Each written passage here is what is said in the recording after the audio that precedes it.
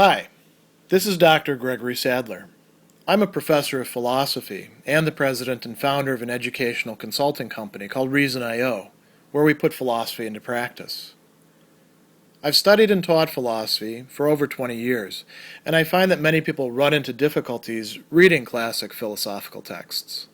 Sometimes it's the way things are said or how the text is structured.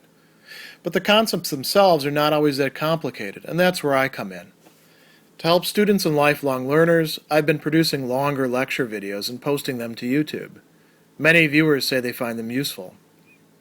What you're currently watching is part of a new series of shorter videos, each of them focused on one core concept from an important philosophical text. I hope you find it useful as well.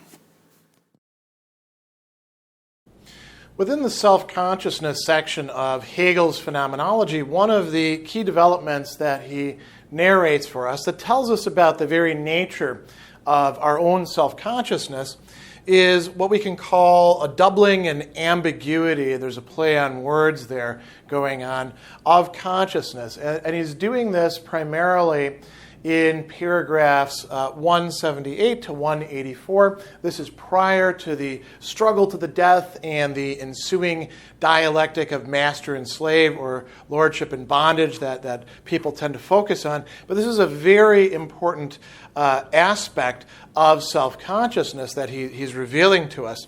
The relation to the other is at the same time a being related to the other, because by the very fact of being related to another self-consciousness, there's already a mirroring or duality going on. If I am relating myself to that person out there, and I'm doing it as sort of another me, or somebody similar in structure to myself, i.e. as another human being, they are similarly doing the same thing in relation to me as well, at least at this stage of the dialectic as Hegel is narrating it. So he tells us that self-consciousness exists in and for itself only by existing as such for an other. So this means that self-consciousness cannot be what it is without existing in relation to an other that also relates itself to that self-consciousness. So let's talk very briefly about this in and for itself language. Hegel uses this quite a bit. He'll distinguish between being in itself, which is the being of an object, you might say a kind of inert being. Sometimes it can be dynamic.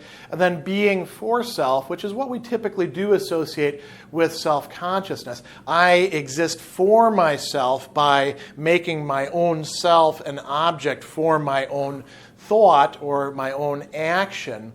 By asking myself, what should I do today? I'm already treating myself as being for self. And the goal for Hegel over and over again is to have these fuse together in some sort of dynamic equilibrium or harmony, or however you want to put it. Hegel would put it in terms of a greater unity that's thereby attained. But this unity cannot be, this is one of the key ideas, cannot be attained except by a kind of duality, a duality of self and other.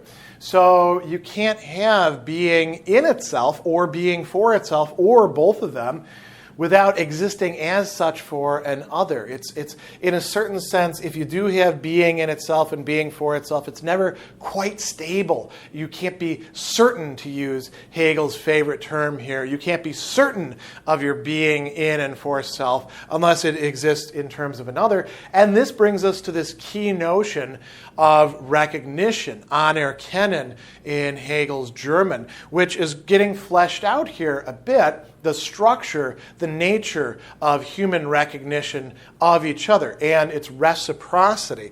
So you notice that I have this nice schema here. This will be a bit useful. Hegel tells us as we go through this that self-consciousness is faced by another self-consciousness, and he says it has come out of itself. And this introduces to us what Hegel's calling the first ambiguity. Now, this is something I think is worth talking about.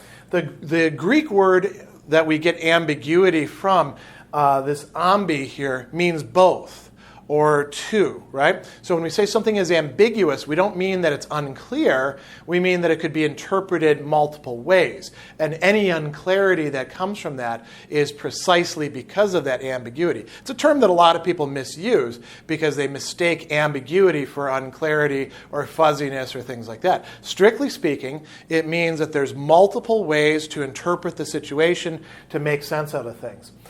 The German word really captures this well. Doppel, the word we get, it's a cognitive double from, Doppel. Sinn. Sinn means meaning or sense. So when we say that a term has more than one sense, and each of those senses is legitimate, we have a Doppelsinn, or perhaps a triple or quadruple or whatever sense.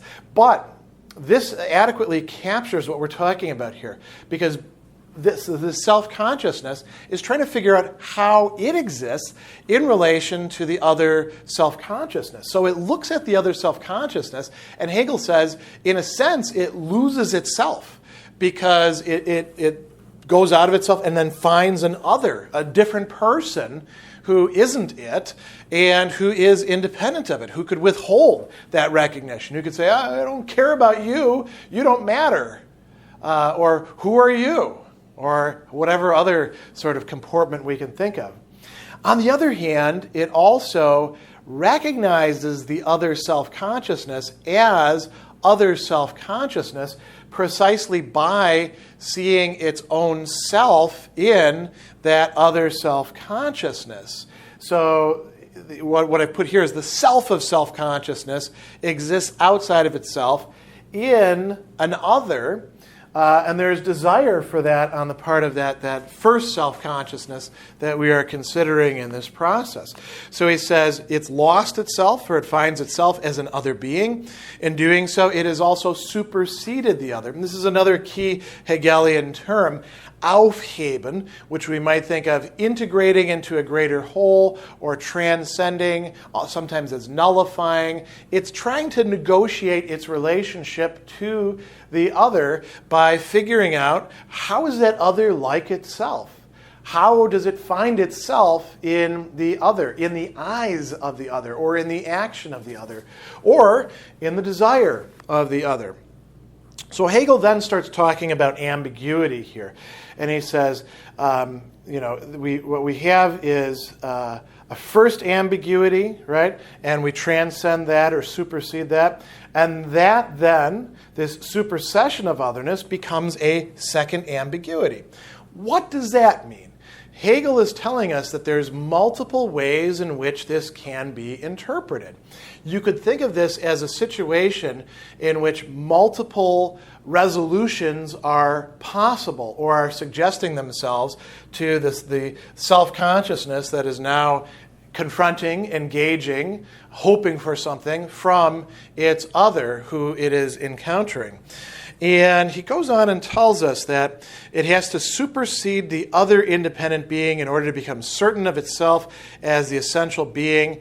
This is integral to Hegel's treatment of self-consciousness. In his view, we are constantly engaging with the other in such a way as to try to remove the independence of the other and to have them fit into the ways in which we see things, the ways in which we want things. This is a constant struggle for people in relationships ranging from romantic relationships to colleagues at work to people trying to talk across cultural or ideological divides. This need to make the other fit into one's own categories stems, Hegel thinks, from a desire to attain certainty of oneself through the other. And the other sort of has to be fixed in place in order to provide that. But there's a paradox here.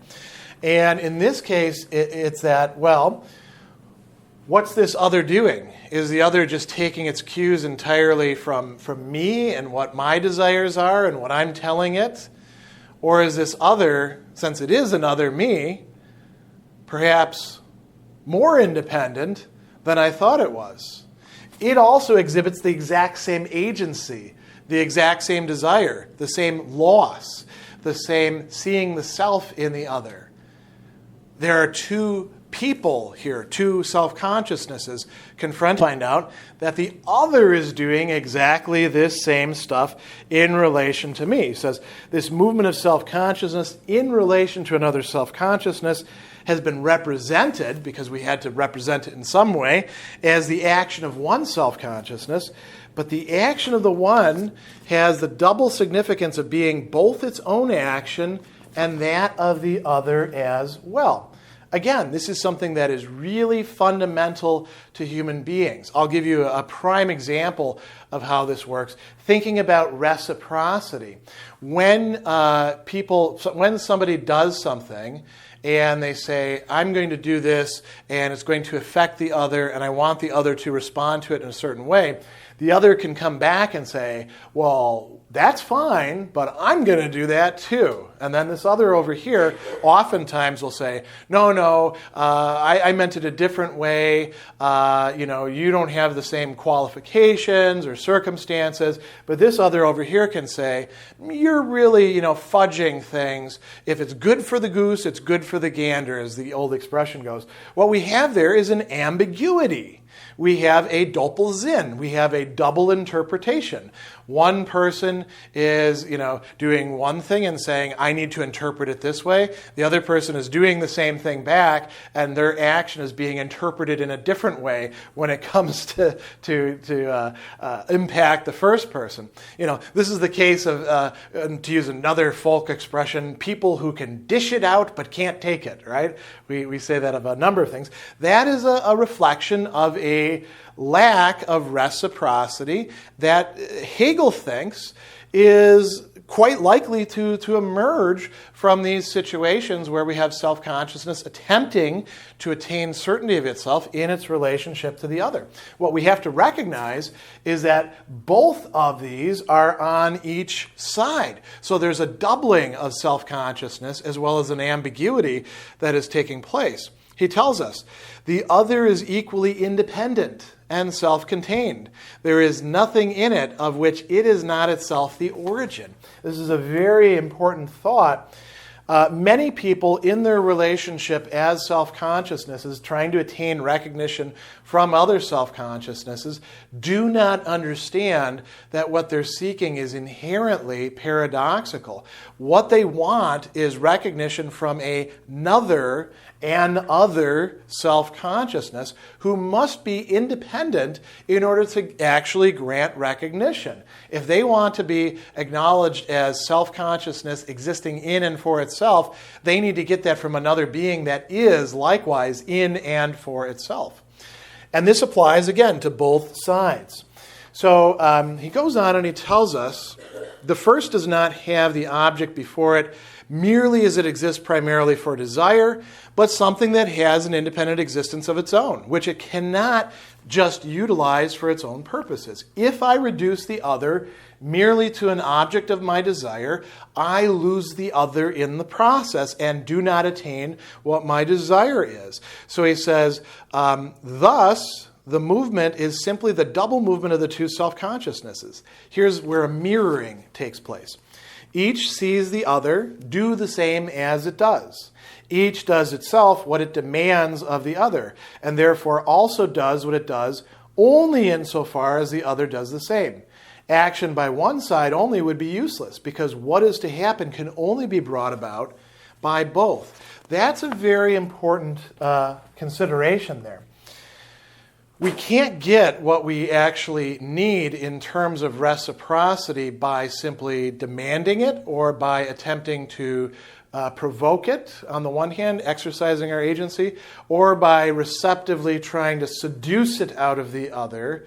There has to be a mutual recognition taking place in determinate circumstances that acknowledges that both are the other to the other, that acknowledge that both are motivated by desire, that both are looking for recognition from somebody who is an equal.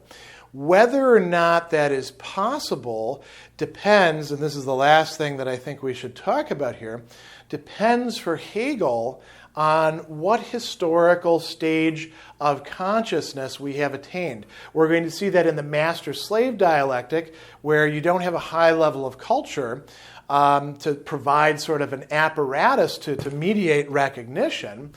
The two consciousnesses, the two self-consciousnesses, are going to have to engage in a struggle to the death. One is going to have to subjugate the other. That is not where Hegel wants to ultimately go, and he thinks that human civilization has progressed beyond that, not fully, but to the point where at least some are able to attain recognition without resorting to that.